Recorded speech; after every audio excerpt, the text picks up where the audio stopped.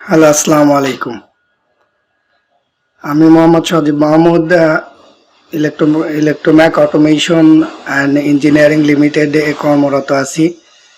এখানে মেইনলি আমার যে রেসপন্সিবিলিটি সেটি হচ্ছে ইনভার্টার ইনস্টল করা এবং সার্ভিসিং। সাথে সাথে আমি switch gear production, switch gear panel এবং অটোমেশন প্যানেল প্রোডাকশন করে থাকি।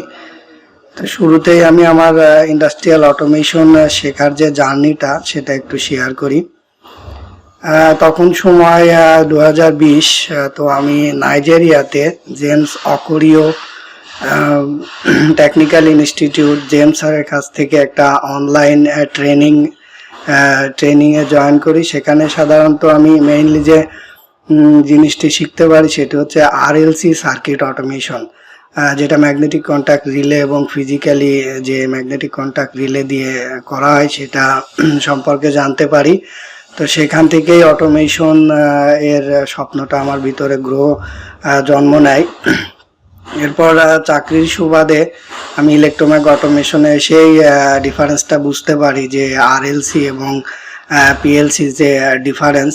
তো সেখান থেকে পিএলসি নিয়ে জানার আগ্রহটা তৈরি হয়।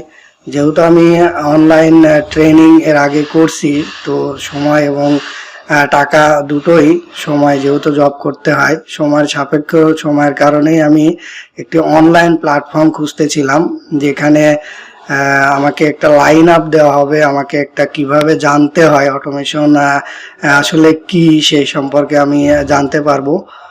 তো এরই পরিপ্রেক্ষিতে আমি ইউএসএতে একটা ট্রেনিং সেন্টারে যোগাযোগ করার চেষ্টা করি। সেখানে পেমেন্ট মেথডটি ছিল হচ্ছে পেপাল।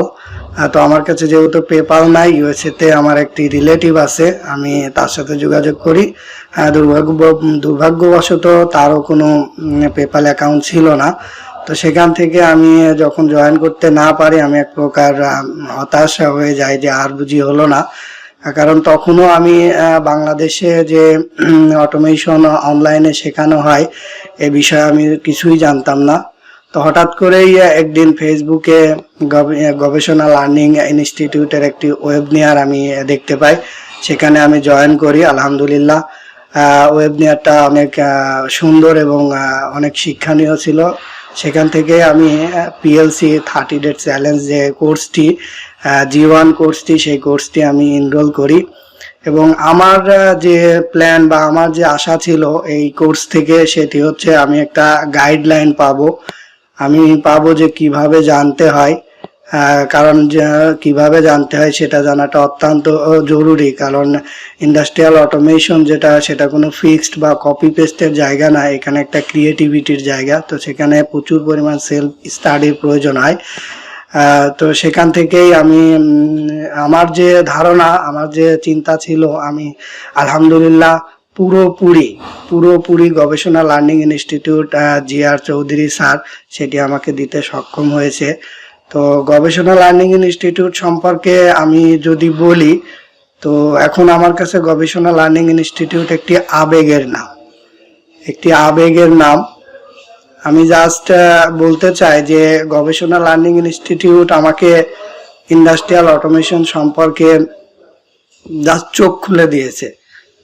এখন বাকিটা আমার চেষ্টা। আমি ইন্ডাস্ট্রিয়াল অটোমেশন একজন এক্সপার্ট হতে চাই এবং আমি দোয়া করি বাংলাদেশের প্রত্যেকটা ইঞ্জিনিয়ার, ইলেকট্রিক্যাল ইঞ্জিনিয়ার যেন গবেষণা লার্নিং ইনস্টিটিউটের কথা জানতে পারে, তার সাথে যুক্ত হতে পারে।